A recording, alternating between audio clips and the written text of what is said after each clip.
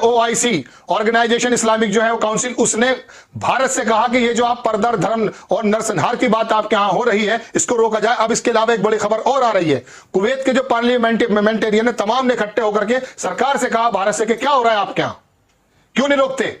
और उसने तमाम दुनिया के मुसलमानों से कहा कि यूनाइट हो जाइए, क्योंकि भारत के अंदर भी इस तरह का जुल्म सितम हो रहा है।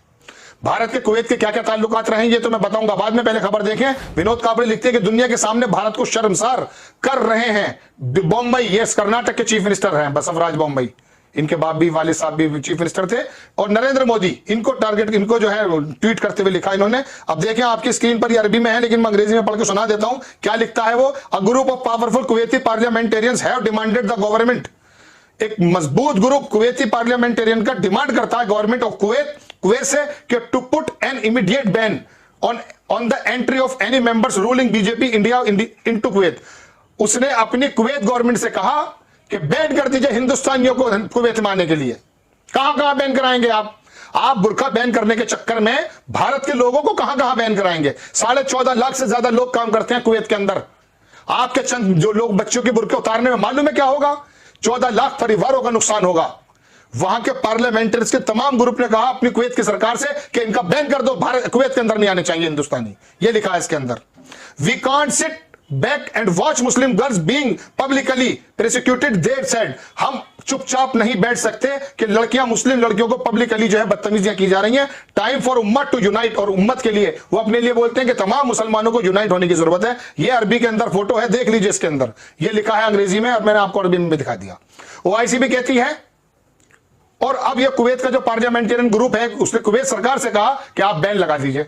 अब अगर ये शुरुआत हो गई तो कितने भारत के आपके यहां तो रोजगार है नहीं, आपने तो रोजगारों के अंदर कितनी कमी ये तो बताएंगे नहीं आप तो ये बताएंगे कि बनारस का कॉरिडोर बनाएंगे हम, आप तो ये बताओगे कि देखो राम मंदिर बना रहे हैं हम, आप तो ये कहोगे कि कांवड़ियों के ऊपर हम फूल डाल रहे हैं, आप रोजगार के बारे में नहीं बताएंगे। चलिए मैं बता देता हूं कि कौन कौन लोग हैं वहां पर, कौन कौन लोग खतरे में आ सकते हैं। देखिए ये रिपोर्ट है एबीपी की, कुवैत की, इसके अंदर लिखा है कि कुवैत में इस वक्त करीब 14.5 लाख भारतीय समुदाय के लोग रहते हैं। अगर कुवैत के अंदर एक संसद में बिल पेश हुआ था वो बात अलग है, लेकिन मैं आपको सिर्फ संख्या बताने की बात कर रहा था।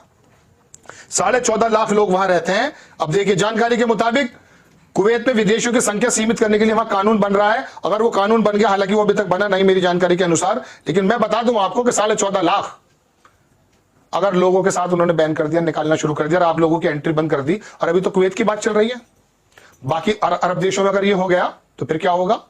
चिंता है या वोट की चिंता है सिर्फ, कि किस तरह से जोड़ तोड़ करके जातियों को बांट करके, धर्मों में बांट करके सरकार बना ली जाए।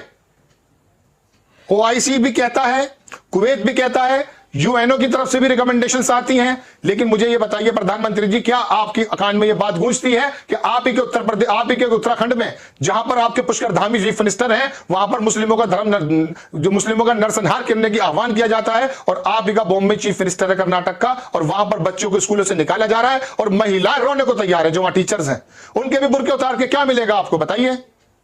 और अगर आपको उतारना तो उतार दीजिए, फिर सरदार की पगड़ी उतार दीजिए, तिलक, अगर धार्मिक चीजें आपको नजर आती हैं।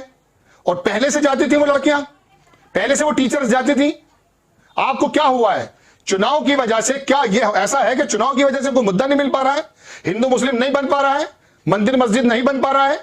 ये वाली बात आपने लेकर आए भारतीय जनता पार्टी के तमाम नेता कि उत्तर प्रदेश में 2017 से पहले गुंडागर्दी थी, और अब क्या हो रहा, कानपुर के अंदर एक लड़की प्रियंका गांधी से मिलकर रोती है। वो है लॉ एंड ऑर्डर। तो कहने का मतलब दर्शकों ये है कि भारत की बदनामी के लिए अब इंतहा हो चुकी है। और कुवैत के अंदर तमाम सांसदों ने, बहुत बड़े मजबूत ग्रुप ने अपनी सरकार से कहा कि बंद कर दीजिए और बैन लगा दीजिए इन पर। और अगर बैन लग जाता है तो वहां काम करने वाले जब वापस आएंगे तो उनसे लगवाइएगा जय श्री राम के नारे, उनसे कहिएगा साहब ये नकाब के चक्कर में कहेंगे उनका परिवार पलता हुआ नजर अच्छा नहीं आ रहा आपको। बेरोजगारी के आंकड़े क्या है, क्या बताया आपके किसी मंत्री ने? 53,000 करोड़ रुपया आपने 4 महीने के लिए एक्सटेंड कर दिया कि लोगों के 2 वक्त का जो है खाना मिल जाएगा, चूंकि चुनाव मार्च तक, और मार्च के बाद कौन देगा फिर?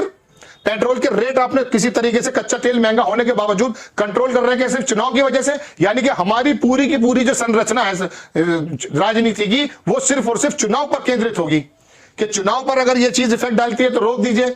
मार्च के बाद भी आप खाना देंगे? 80 करोड़ लोगों को राशन की बात करते हैं आप, क्या मार्च के बाद भी आएंगी आपकी सीता निर्मला रमन? आएंगी?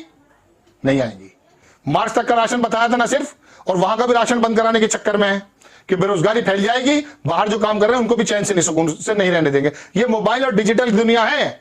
यहां पर ये मत समझिए कि आप कोई भी सरकार जो है किसी के साथ भी कोई हरकत करेगी और वो देश की सीमा पार करके वापस नहीं जाएगी बात।